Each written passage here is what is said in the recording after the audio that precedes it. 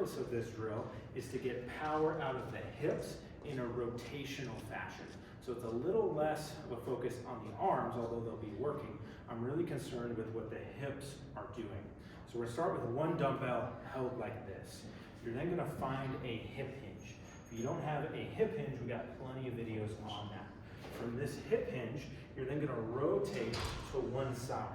When I say that, I'm getting heavy on my right leg, the leg I'm rotating to, light on my left, my foot and knee turn in, and now I feel loaded through this right leg, particularly the right glute, in this partial hip hinge.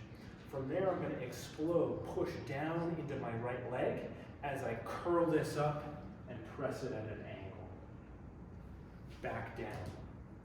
Press up, there.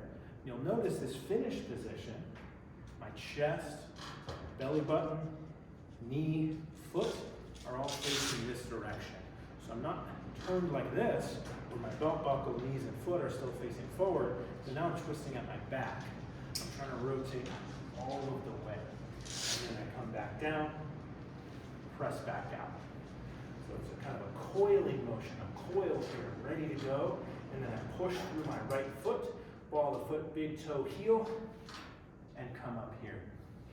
To make it a little more dynamic, I can be here, press up, and then come down and try and stop quick. Press up, down, stop quick.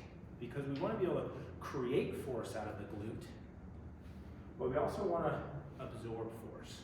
And I want to get used to being able to rotate and hinge, so absorb force in the hips rather than the low back.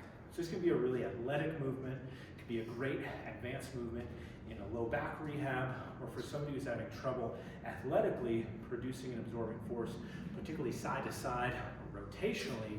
This is a great one to teach the hips how they should help. Because if I only rotate from my back, I got no power here.